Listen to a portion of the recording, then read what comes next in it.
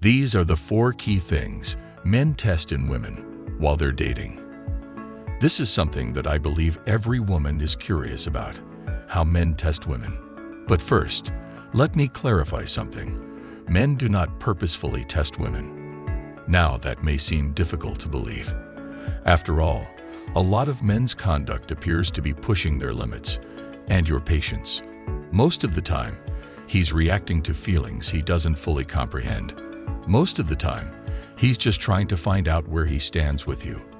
I've personally noticed that men do these 4 things to see whether a woman is truly interested in them. Passing a man's tests increases his desire to remain with you in the long run. I encourage you to watch till the end so that you have that clarity. When you see he's testing you, you can help him in determining whether you're the right fit for him. It's important to note that we all have insecurities as humans. We want to guard our hearts, and we want to make sure that if we're going inside like we're going to be in a relationship, we're with the right person. Today, I'm going to talk about 4 highly important things. The third is one of my personal faves. I've noticed that it's subtle, but it's a problem that has to be addressed. Pay close attention to that one. Let's get started. Test number 1. What's your phone number?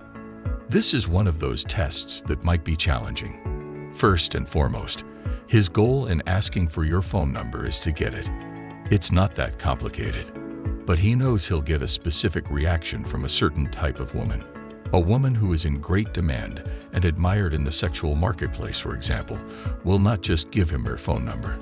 She is going to challenge him a little to see if he is up to the task. "Why do you need my phone number?" she asks. A woman will ask this of a man to determine whether he has any game. Can he handle some light banter? Is he confident, or will he turn over and go away with his tail between his legs? And I advise you to use the same strategy, regardless of your perceived value in the sexual marketplace. Ask him a difficult question. Don't simply give him the phone number right away, because women who give their phone number right away are saying, "Please, please, please, take it and call me because I'm desperate for a date." Of course, that's not what you're trying to convey, but that's what he'll hear, particularly if you appear overly eager. Women who have a lot of options will shop around a little to ensure she's receiving a good product. That is why she is prepared to challenge him. She can afford to throw a few sluggish fish into the pond. Each woman who has given me a more hard reaction has usually been one who had a choice. They didn't have to pursue me. They didn't have to prove anything to me. They recognized that if I could manage a little difficulty getting her phone number, I would be a lot better prospect for a partner or relationship. I was undoubtedly more confident and the type of man she would like. Consider this. Your reaction to him is a test to his test. In other words, you're turning the tables on him. That is why you have to know how to communicate with men. Test number 2. How grateful and appreciative you are of him. The most common test I see guys put on women when dating is how thankful she is for the things they do for her. He considers how grateful she is to him as a man, as well as his willingness to give to you and the acts and things he does for you. Appreciation is important because I've seen and heard many women who don't always know how to be feminine or receptive. When they get confused about the whole thing, it is common for women not to express appreciation to a guy, either because they believe they should not show it for whatever reason, or because they want to explore more of their feminine side and feeling of self-worth. They then fail to express gratitude, or because they're worried about how their boyfriend will respond, or because they're thinking in their mind whether they should pay for anything, or how to pay it back right away. Appreciation is an intriguing concept. It's a matter of being able to express gratitude and adoration for him, and of being able to say it because guys do notice these things. It's not a question of whether a man should pay for his date's lunch or not. It has more to do with his values, what he feels to be right, and what you want to experience while being courted. Saying thanks and showing your appreciation make a significant difference, especially in the spirit of saying thanks, rather than assuming that you have to quickly pay it back and do all these various things. Men are looking for a simple thank you. As a result, it's critical to address it and make it from the heart. That will make a tremendous impact on how he perceives you. Test number 3.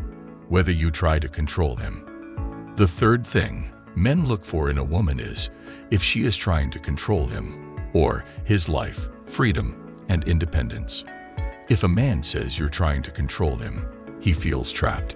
Chances are, each time you feel the desire to have control over someone, it's because you're experiencing fear or insecurity. It's critical that you address and work on your own worries so that you're not projecting them onto the man and making him feel free to love you. Relationships must be between two responsible individuals working on learning how to love themselves more, or just spending that self-love and learning how to love another person out of their own free will. Projections, expectations, and demands are all things that can destroy a relationship. Men put a woman to the test by seeing how hard she tries to control them because it makes them feel trapped. He wants to know that he has the freedom to choose you and that you understand and trust him. Test number 4. Neediness and entitlement. The fourth thing that men look for in a woman when dating is neediness or demands or expectations with an energy that says, you should be doing this for me. You should be doing that. And that ties in with my previous point about appreciation. When a guy does not hear you say thank you and senses that you are depending on him to be happy and feel good, he will shut down because a man needs to know that you are taking care of yourself and are responsible for your happiness. When he's near you, he feels free, as if he has a choice to pick you. He's free to love you because he understands you're accountable for your own self-worth and happiness rather than relying on him. This is not a conscious decision. It may happen when we start dating someone, and it's critical to constantly make time for ourselves and cherish that time so that a guy feels free to choose you. Love is freely given. That is something I firmly believe in. It is critical that both parties believe they are with a happy partner, someone who is taking care of their own needs. Then the other partner comes in and wants to contribute to that happiness rather than holding the other person entirely accountable. Don't take it personally if you identify any of these tests, because you have your own methods of testing the guys you date. Simply put, use this knowledge to empower yourself and make better judgments about men.